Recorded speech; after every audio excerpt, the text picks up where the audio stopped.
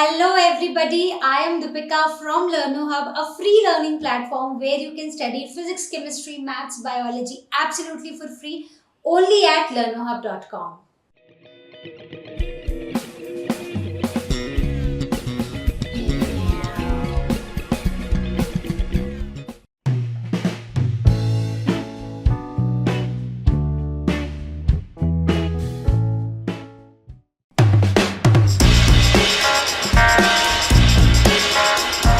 तो चलिए बच्चों बात करते हैं क्वेश्चन नंबर 1 की। क्वेश्चन नंबर 1 है, what do you think is the significance of reproductive health in a society. तो एक सोसाइटी में रिप्रोडक्टिव हेल्थ का क्या सिग्निफिकेंस है। उससे पहले सबसे इंपॉर्टेंट ये है कि रिप्रोडक्टिव हेल्थ एक्चुअली है क्या। तो रिप्रोडक्टिव हेल्थ है, मतलब हमने पढ़ा है ना, what is health, state of complete wellbeing in relation to physical, mental and social wellbeing, right, यही है ना। तो वैसे ही कि अगर हम फिजिकल, मेंटल और सोशल वेलबींग की बात करें विद रिस्पेक्ट टू रिप्रोडक्शन, तो वो है रिप्रोडक्टिव हेल्थ। ठीक है, so it is the total wellbeing in all aspects of reproduction, right? So total well-being in all respects of reproduction, that is emotional, physical, behavioral and social. तो ये है reproductive health, right. अब इसका क्या significance है एक society में, इसका बहुत ही इंपॉर्टेंट सिग्निफिकेंस है।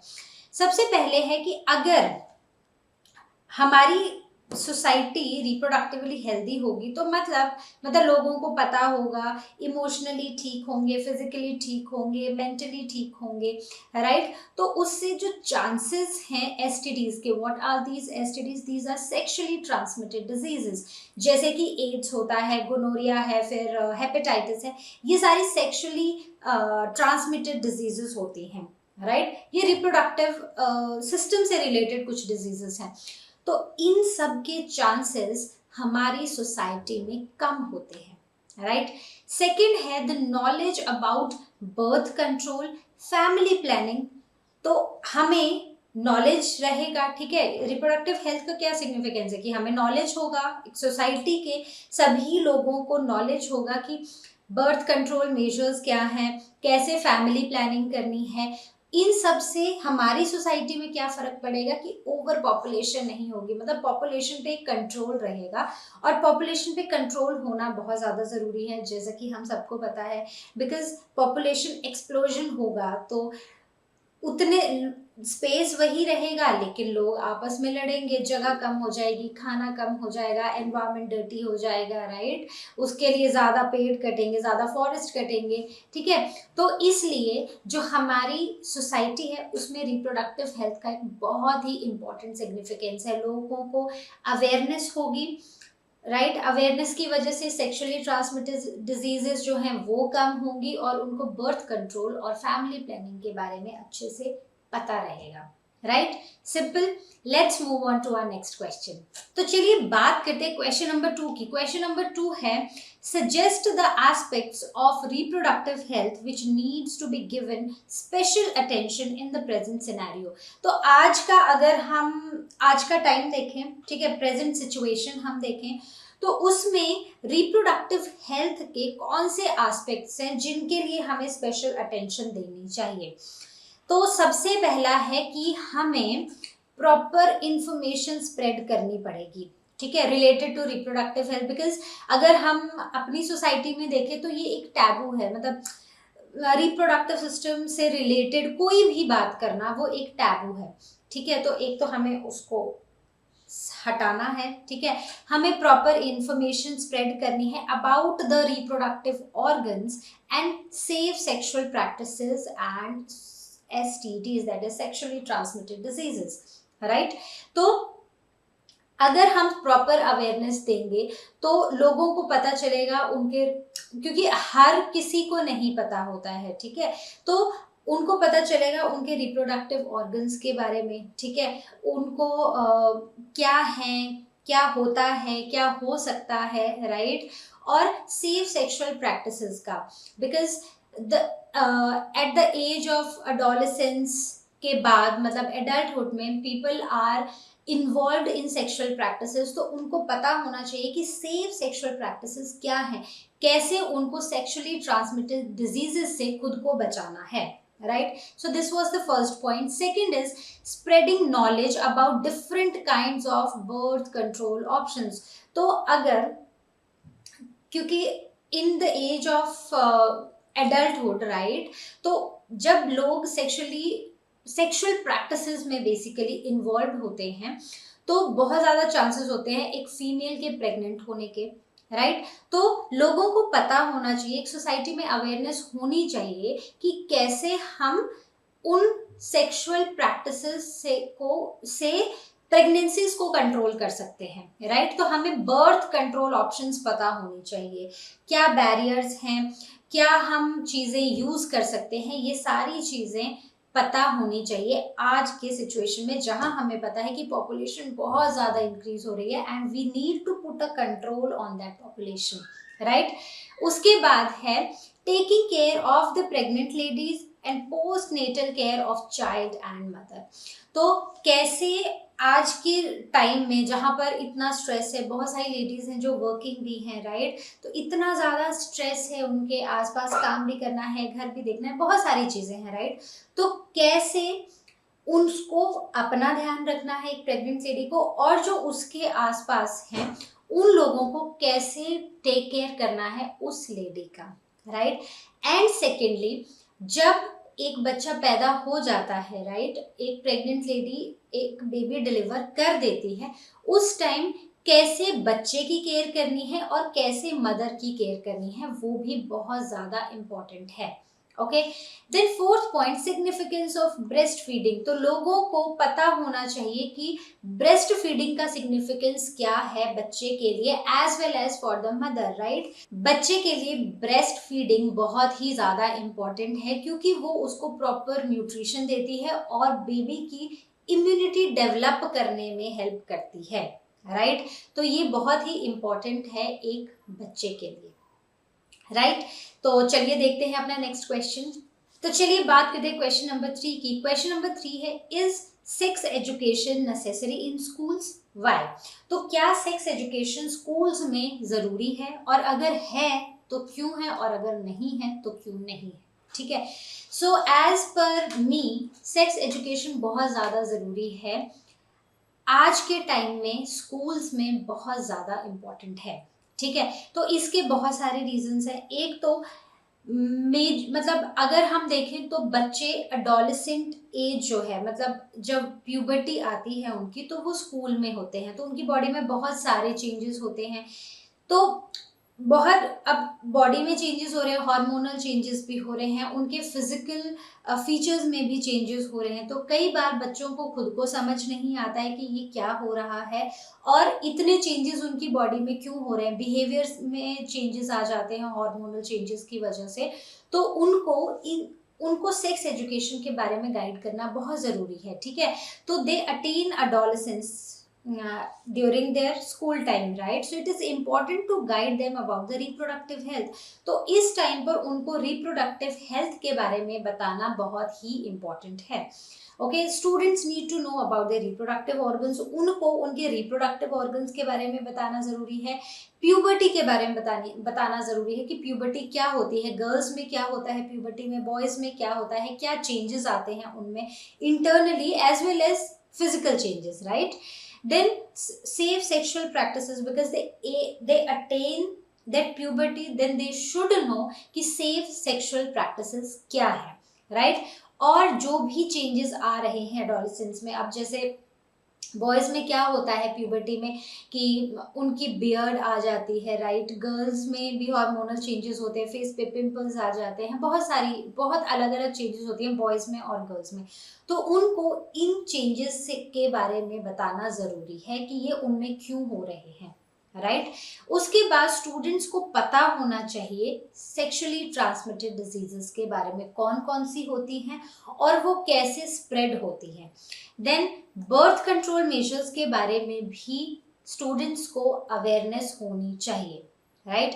अगर हम ये सारी एजुकेशन जो है सेक्स एजुकेशन अगर हम स्कूल्स में ही देना शुरू कर देंगे तो बच्चों को रिप्रोडक्टिव हेल्थ से रिलेटेड बहुत सारी चीजें पता होंगी, मतलब उनको अपनी बॉडी के बारे में सब पता होगा, जो उनके अराउंड चेंजेस हो रहे हैं वो भी सब कुछ पता होगा। तो इससे हमें एक रिप्रोडक्टिवली हेल्दी सोसाइटी मिलेगी, राइट। तो हमने फर्स्ट क्वेश्चन में पढ़ा था ना कि what is the significance of a reproductively healthy society, so this is the significance, right. तो हमें अगर एक रिप्रोडक्टिवली हेल्दी सोसाइटी चाहिए तो हमें बच्चों को स्कूल में सेक्स एजुकेशन देनी पड़ेगी, राइट। चलिए देखते हैं अपना next question.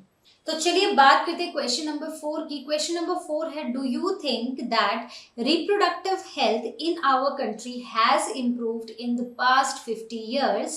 If yes, mention some such areas of improvement. तो क्या हमें लगता है कि अगर हम पिछले 50 साल देखें तो पिछले 50 सालों में, 50 years में हमारी जो सोसाइटी है वो रिप्रोडक्टिवली इम्प्रूवमेंट हुआ है, कुछ रिप्रोडक्टिव हेल्थ इम्प्रूव हुई है कुछ, और अगर हुई है तो किन एरियाज में हमें लग रहा है कि ये इम्प्रूवमेंट हुई है, राइट। तो आंसर है कि yes, in past 50 years reproductive health जो है सोसाइटी की वो बेटर हुई है, राइट। तो वो कैसे हुई है वो अब हम डिस्कस करेंगे। तो सबसे पहले इन्फेंट मोर्टेलिटी रेट जो है वो कम हो गया है, मतलब कि इन्फेंट्स मतलब पैदा हुआ बच्चा और वो मर गया, ये जो सिचुएशंस है ना, ये जो केसेस है ना, ये इनमें बहुत ही गिरावट आई है, बेसिकली डिक्रीज हुए हैं ये बहुत ज्यादा, राइट। क्यों, कैसे हुए हैं डिक्रीज? क्योंकि बहुत सारे इम्यूनाइजेशन प्रोग्राम्स शुरू हो गया। आपको पता होगा कि एक बच्चा पैदा होता है, फिर बहुत सारी वैक्सीनेशन उसको एक के बाद एक के बाद एक, पोलियो लगती है, बीसीजी लगती है, फिर कभी फ्लू लग रहा है, कभी टाइफाइड वैक्सीन लग रही है, तो बहुत सारी वैक्सीन लगती हैं।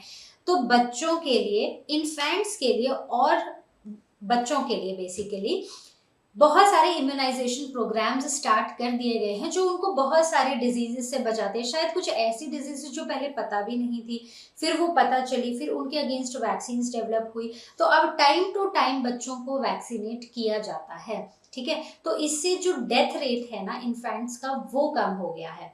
उसके बाद है increase in postnatal care.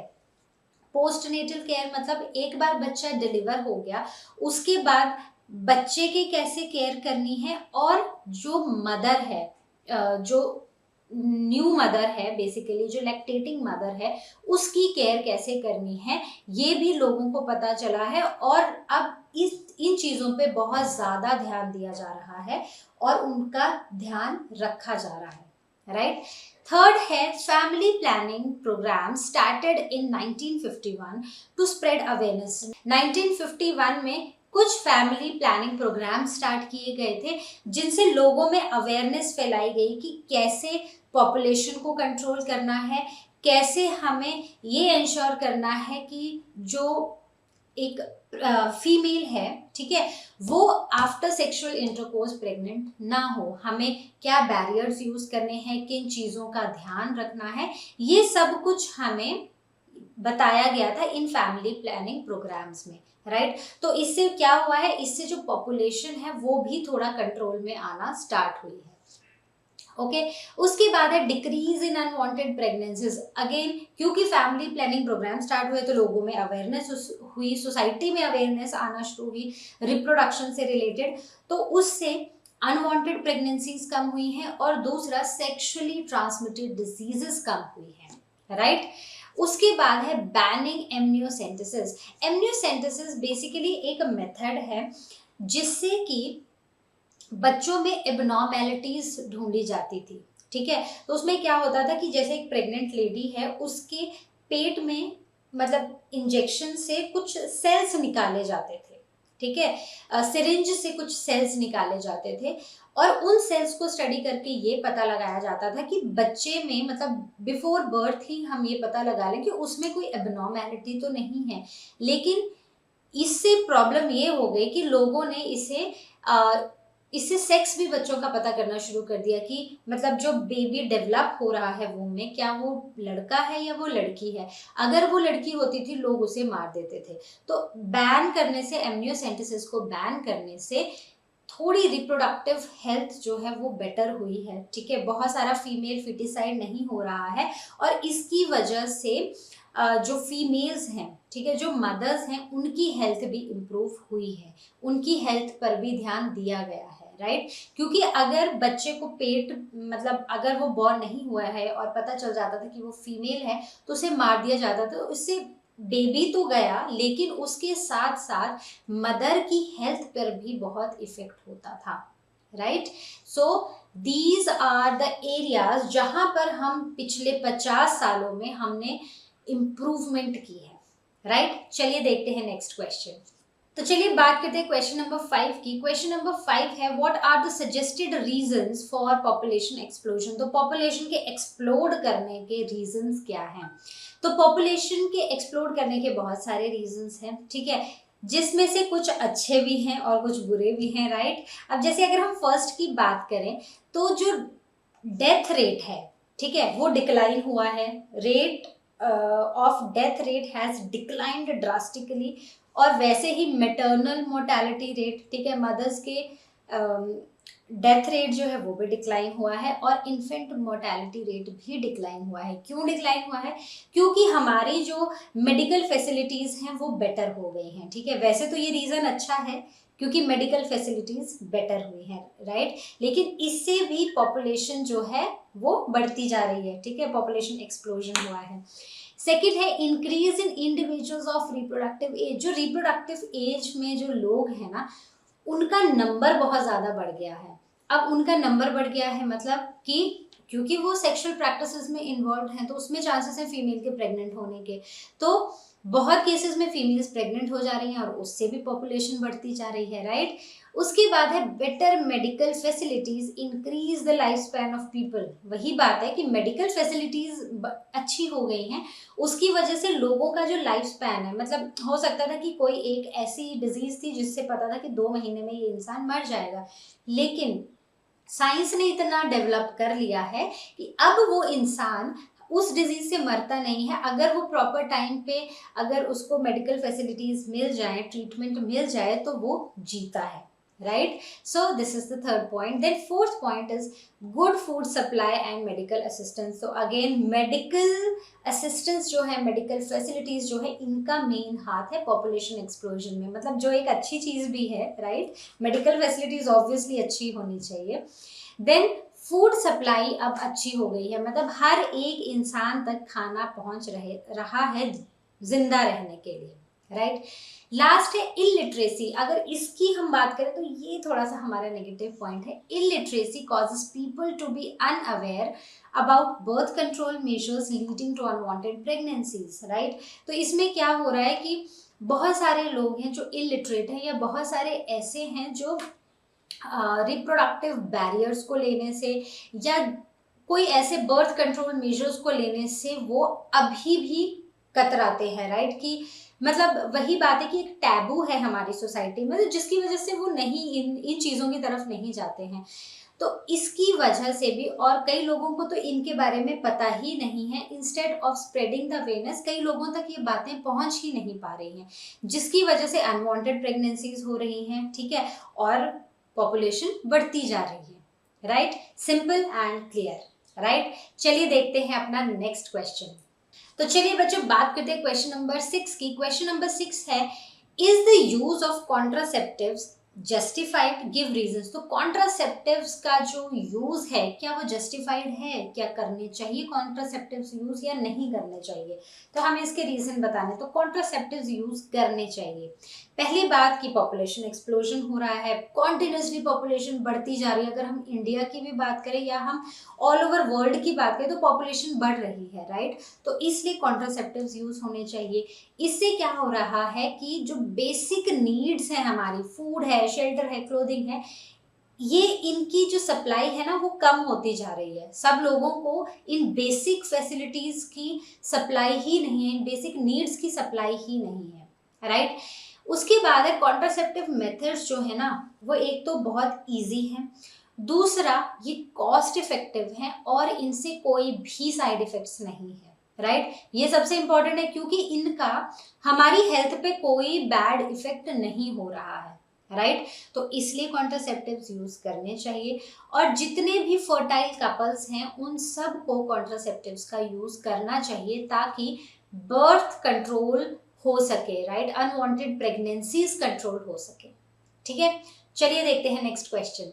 तो चलिए बात करते हैं क्वेश्चन नंबर 7 की। क्वेश्चन नंबर 7 है removal of gonads can not be considered as a contraceptive option, why. तो अगर हम गोनाड्स रिमूव कर देते हैं, राइट, तो उस रिमूवल को हम कॉन्ट्रासेप्टिव नहीं बोलेंगे, कॉन्ट्रासेप्टिव का ऑप्शन नहीं बोलेंगे। क्यों नहीं बोलेंगे? वो इसलिए नहीं बोलेंगे क्योंकि कॉन्ट्रासेप्टिव्स हैं क्या बेसिकली, ये एक ऐसे मेथड्स हैं जिनसे हम अनवांटेड प्रेगनेंसीज या सेक्सुअली ट्रांसमिटेड डिजीजेस को कम कर रहे हैं। वहीं पर अगर हम गोनैड्स के रिमूवल की बात करें तो उसमें क्या हो रहा है, उसमें बेसिकली इनफर्टिलिटी आ रही है लोगों में। ठीक है, जिसके गोनैड्स रिमूव करेंगे उस वो पर्टिकुलर इंसान इनफर्टाइल हो जाएगा, उसकी वजह से हॉर्मोन्स जो हैं वो भी अनअवेलेबल हो जाएंगे उस इंसान की बॉडी में। और वो हार्मोन सिर्फ ऐसा ही नहीं है कि सिर्फ एक बेबी प्रोड्यूस करने के लिए वो हार्मोन्स यूज हो रहे हैं, जो एक्सेसरी ऑर्गन्स हैं, जो एक्सेसरी ग्लैंड्स हैं, ठीक है, जो एक्सेसरी रिप्रोडक्टिव ग्लैंड्स हैं, उन सब के लिए भी ये हार्मोन्स बहुत ज़्यादा ज़रूरी हैं। तो ना ही इंसान इनफर्टाइल हो रहा है बल्कि जो एक्सेसरी जो हार्मोन्स हैं उनका जो उनकी जो रिक्वायरमेंट है for functioning of accessory reproductive organs वो भी अनअवेलेबल हो रही है। ठीक है, हार्मोन्स नहीं मिल रहे हैं, राइट। चलिए देखते हैं नेक्स्ट क्वेश्चन। क्वेश्चन नंबर 8 की बात करें तो क्वेश्चन नंबर 8 है amniocentesis for sex determination is banned in our country, is this ban necessary, comment. तो एमनियोसेंटेसिस हमने पढ़ा था, पहले भी पढ़ा है एक क्वेश्चन में, तो उसमें हमने बोला था कि ये बैन हो चुका है हमारी कंट्री में, राइट। तो क्या ये बैन नेसेसरी था? तो हमें इसका यस और नो बताना है और हमें बताना है कि क्यों नेसेसरी था, राइट। तो एमनियोसेंटेसिस का ban, yes it was necessary. क्यों? क्योंकि एमनियोसेंटेसिस बेसिकली डिजाइन किया गया था to find any kind of abnormalities in the foetus. ठीक है, जब बेबी मदर के वूम में है तो उसके अंदर अगर कोई भी मतलब जेनेटिक रिलेटेड कोई भी एबनॉर्मेलिटी है उसको फाइंड करने के लिए ये मेथड डिवाइस किया गया था। लेकिन इसका जो यूज है वो प्रॉपरली नहीं किया जा रहा था, मतलब कि ये मेथड मिस यूज किया जा रहा था to find the sex of the unborn child, right. तो उससे क्या हो रहा था कि अगर लोगों को पता चल रहा था कि yes there is a female inside a mother's womb, तो उस बच्चे को पेट में ही मार दिया जा रहा था। ठीक है, तो इसका बैन बहुत ज्यादा जरूरी था। इससे एक तो सेक्स रेशो में फर्क पड़ रहा था, ठीक है, मेल्स की रेशो बढ़ती जा रही थी, फीमेल्स की घटती जा रही थी, और दूसरा मदर के ऊपर, मदर की हेल्थ के ऊपर भी इसका बहुत ज्यादा इफेक्ट हो रहा था। ठीक है, so it was misused to find the sex of a child and increased rate of female feticide। वही बात है। और साथ में I would like to mention sex ratio. ठीक है, सेक्स रेशो भी गड़बड़ हो रही थी, मेल ज्यादा है फीमेल्स कम है। और एक और चीज, mother's health was also affected. ठीक है, तो ये तीनों रीजंस हैं इसको बैन करने के और ये सही डिसीजन लिया गया था, राइट। चलिए देखते हैं नेक्स्ट क्वेश्चन। चलिए बात करते हैं क्वेश्चन नंबर 9 की। क्वेश्चन नंबर 9 है suggest some methods to assist infertile couples to have children. तो कुछ हमें ऐसे मेथड्स बताने हैं जिससे इनफर्टाइल कपल्स जो होते हैं उनको भी बच्चे हो सकें। ठीक है, बेसिकली इनफर्टिलिटी है क्या कि एक कपल जो है even after having unprotected sex they are not able to have babies. ठीक है, उनको बच्चा नहीं हो पा रहा है। तो इसके बहुत सारे रीजंस हैं। कुछ फीमेल रिप्रोडक्टिव सिस्टम में प्रॉब्लम हो सकती है, कुछ मेल रिप्रोडक्टिव सिस्टम में प्रॉब्लम हो सकती है, कुछ फिजिकल प्रॉब्लम्स हो सकती हैं, स्ट्रेस हो सकता है, ठीक है, ड्रग ओवर यूज हो सकता है, बहुत सारे मतलब इश्यूज हैं, राइट। तो इसमें सबसे पहले है IVF ET। ठीक है, IVF मतलब in vitro fertilization, right, and ET is embryo transfer. Okay, तो इसमें ना दो मेथड्स आते हैं। इसमें बेसिकली हो क्या रहा है कि डोनर एग और डोनर स्पर्म जो है उन दोनों को हम कहाँ पर इनको फ्यूज करा रहे हैं? लैब कंडीशंस में, ठीक है, अंडर स्टेराइल कंडीशंस। जैसी भी हमें प्रॉपर इनके फ्यूजन के टाइम हमें कंडीशंस चाहिए वो सारी ध्यान में रखते हुए स्टेराइल कंडीशन में इनको फ्यूज कराया जा रहा है और फिर इसको इम्प्लांट कर, इस एम्ब्रायो को प्लांट कर दिया जा रहा है फीमेल के रिप्रोडक्टिव सिस्टम में, राइट। तो अगर हम सबसे पहले देखें, हम ZIFT देखते हैं, that is zygote intrafallopian transfer. तो मतलब कि फ्यूजन हुआ, फर्टिलाइजेशन हुआ और उसके बाद ये जो एम्ब्रायो है, ठीक है, ये जो जाइगोट है, इसको हमने ट्रांसफर कर दिया फेलोपियन ट्यूब में, ठीक है। तो अब इसकी बाकी जो ग्रोथ है वो फीमेल बॉडी के इनसाइड होगी, ठीक है। फेलोपियन ट्यूब से ये यूट्रस में जाएगा, यूट्रस में इम्प्लांट होगा और बेबी बड़ा होता जाएगा। दूसरा है IUI, that is intrauterine transfer. तो अब सेम ही हुआ, फर्टिलाइजेशन कहाँ हुई? लैब में हुई। उसके बाद ये जो हमारा एम्ब्रायो आया, ठीक है, अब ये होगा, यहाँ पर होगा ये 8 सेल्ड स्टेज में और अब ये थोड़ा सा एडवांस स्टेज में होगा। अब इसको ट्रांसफर कर दिया गया सीधा यूट्रस में, ठीक है, इसको यूट्रस में डाल दिया गया और अब जो भी होगा, जो भी डेवलपमेंट होगी उस एम्ब्रायो की, वो होगी फीमेल बॉडी के अंदर। तो अगर हम IVF की सक्सेस रेट देखें तो वो कुछ ज्यादा नहीं है, इट इज जस्ट 20%, ठीक है, सिर्फ 20% इसका सक्सेस रेट है। Okay, then coming on to our second one, that is GIFT। अब हमारा सेकेंड मेथड है gift, that is gamete intrafallopian transfer. ये उस कंडीशंस में यूज किया जाता है जब ऐसा हो कि जो फीमेल है वो गैमेट नहीं प्रोड्यूस कर पा रही है। मतलब क्या नहीं प्रोड्यूस कर पा रही है? एग या ओवम, ठीक है। बाकी उस बॉडी, उस फीमेल की बॉडी में हर एक कंडीशन है जिससे कि वो एक नॉर्मल हेल्दी बेबी को प्रोड्यूस कर सकती है, लेकिन सिर्फ एक ही इशू है कि उसकी ओवरीज जो हैं वो एग नहीं प्रोड्यूस कर पा रही हैं, ओवम नहीं प्रोड्यूस कर पा रही हैं। तो उस केस में क्या होगा कि एक डोनर एग आएगा, ठीक है, एक डोनर, फीमेल डोनर के पास से क्या लेंगे? एक एग लेंगे और उसको डायरेक्टली इम्प्लांट कर देंगे फेलोपियन ट्यूब में। और अब जब सेक्सुअल इंटरकोर्स होगा, ठीक है, जब सेक्सुअल इंटरकोर्स होगा तो इस टाइम पर चांसेस होंगे कि एग को के पास आएगा स्पर्म और वो इसको फर्टिलाइज कर देगा और फर्टिलाइजेशन हो जाएगी और बाकी सारा प्रोसेस एकदम स्मूथ चलता रहेगा। So this process is gift, right. अब हमारा थर्ड है ICSI, right, that is intracytoplasmic sperm injection. तो अगेन ये इन विट्रो फर्टिलाइजेशन टेक्निक है, मतलब ह्यूमन बॉडी में नहीं हो रहा है बल्कि लैब कंडीशंस में हो रहा है। तो इसमें हम क्या करेंगे कि एक एग होगा, एग के अंदर हम इंजेक्ट कर देंगे एक स्पर्म को, ठीक है, स्पर्म इंजेक्ट कर देंगे एग के साइटोप्लाज्म के अंदर, ठीक है। तो ये क्या है? एक इन विट्रो फर्टिलाइजेशन टेक्निक है। ये हम डायरेक्टली फीमेल बॉडी में नहीं कर सकते, ये हमें लैब कंडीशंस में करना पड़ेगा, राइट। और अब हमारा लास्ट है AI, that is artificial insemination. इसमें क्या किया जाता है कि कोई भी डोनर मेल होता है, ठीक है, it can be husband, it can be some other donor, उसके जो स्पर्म्स हैं उनको इंजेक्ट किया जाता है, मतलब उनको इंट्रोड्यूस किया जाता है into the uterus of the female, right. So मतलब again this is not an in vitro technique, ये इन वीवो ही है। डायरेक्टली जो सीमेन है उसको ट्रांसफर किया जा रहा है into the body of the female, into the uterus of the female. तो आई होप ये सभी मेथड्स आपको बहुत अच्छे से क्लियर हुए होंगे। इनके नाम में ही इनके आंसर्स हैं, ठीक है, इनकी एक्सप्लेनेशन है बेसिकली। चलिए देखते हैं नेक्स्ट क्वेश्चन। तो चलिए बात करते हैं क्वेश्चन नंबर 10 की। क्वेश्चन नंबर 10 है, what are the measures one has to take to prevent from contracting STDs? What are these STDs? These are sexually transmitted diseases. अगर एक इंसान को इन STD से बचना है तो उसे क्या करना चाहिए? तो उस इंसान को एक तो कोई भी इन्फेक्टेड पर्सन है उससे ब्लड ट्रांसफ्यूजन अवॉइड करना चाहिए, मतलब इन्फेक्टेड निडल्स ना यूज करे या किसी भी तरह का ब्लड के कांटेक्ट में ना आए किसी भी इन्फेक्टेड पर्सन के, राइट।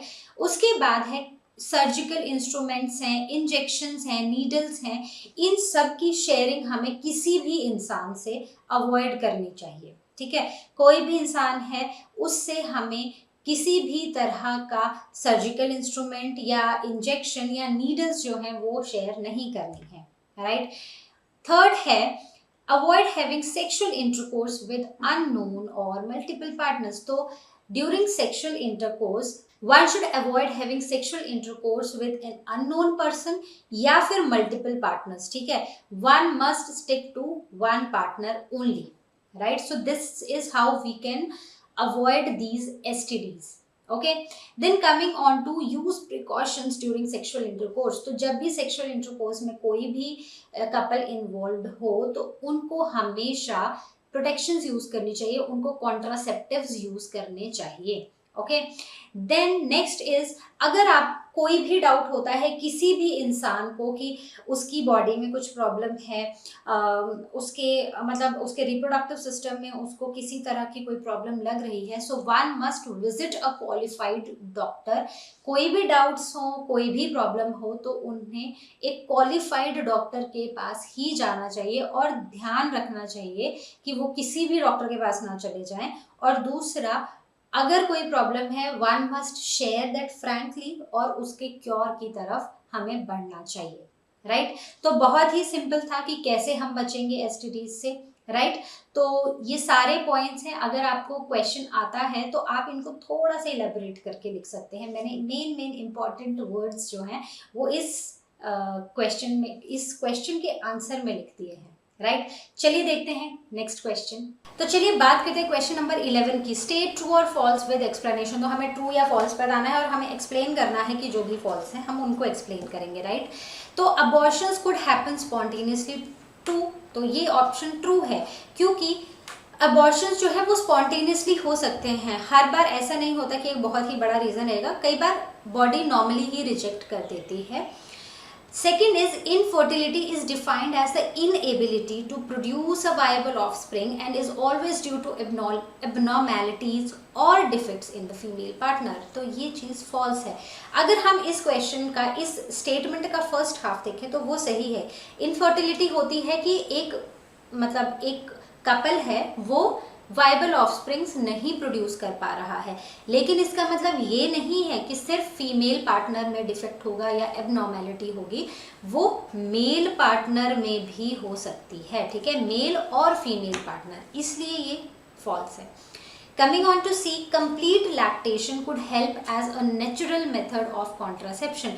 तो कंप्लीट लैक्टेशन जो है वो हेल्प करती है नेचुरल कॉन्ट्रासेप्शन में, तो ये बात सही है, लेकिन ये स्टेटमेंट इनकम्प्लीट है, ये इसलिए हम इसको फॉल्स बोलेंगे। It happens only up to 6 it happens only up to 6 months of parturition. मतलब डिलीवरी के सिर्फ 6 महीने बाद तक ही ये चीज़ हेल्प करती है। कंप्लीट लैक्टेशन सिर्फ 6 महीने तक ही नेचुरल कॉन्ट्रासेप्शन हो सकता है, उसके बाद नहीं, ठीक है। डी पार्ट है creating awareness about sex related aspects in an effective method to improve reproductive health of the people. तो ये बात सही है। अगर हम अपने रिप्रोडक्शन से रिलेटेड, सेक्स से रिलेटेड, अगर हम हर एस्पेक्ट से रिलेटेड अवेयरनेस फैलाएंगे लोगों में, लोगों को इन चीज़ों के बारे में बताएंगे, तो उससे हमें एक रिप्रोडक्टिवली हेल्दी सोसाइटी मिलेगी। सो दिस इज ट्रू, राइट। तो चलिए देखते हैं नेक्स्ट क्वेश्चन। तो चलिए बच्चों स्टार्ट करते हैं question number 12। Correct the following statement, surgical methods of contraception prevent gamete formation. तो क्या सर्जिकल मेथड्स जो हैं वो गैमेट का फॉर्मेशन रोकते हैं? नहीं, वो रोकते हैं गैमेट्स का फ्लो, ठीक है, ड्यूरिंग सेक्सुअल इंटरकोर्स। बी है all sexually transmitted diseases are completely curable. So this is again false, they are not completely curable. For example AIDS, जो अभी तक इनक्योरेबल है और अल्टीमेटली इस डिजीज से एक इंसान मर जाता है, ठीक है। Then oral pills are very popular contraceptives among rural women. No, they are very common among urban women, right? D है in ET, that is embryo transfer techniques, embryos are always transferred into uterus. No, इसमें अगर 8 sailed stage हो, ठीक है, 8 cell stage हो तो वो fallopian tube में ट्रांसफर होते हैं, ठीक है, so they are transfer to fallopian tube. अगर इसी की थोड़ी एडवांस्ड स्टेज आ जाए एम्ब्रायो की, so they are transferred to uterus, right. तो हमने ये सारी की सारी स्टेटमेंट्स करेक्ट कर ली हैं। तो बच्चों आई होप कि आपको ये सभी के सभी क्वेश्चंस बहुत ही अच्छे से क्लियर हुए होंगे। ये सभी क्वेश्चंस को हमने अपने वन शॉट वीडियो में बहुत ही अच्छे से पढ़ा था, और अब आपको क्या करना है, आपको एक बार फिर से बस रिवाइज ही करना है, राइट। और मुझे पता है कि आपके कॉन्सेप्ट्स हो चुके हैं क्रिस्टल क्लियर, और जैसा कि आप जानते हैं लर्नो हब फ्री है पर बेस्ट है। और अब मिलेंगे हम अपने नेक्स्ट वीडियो में।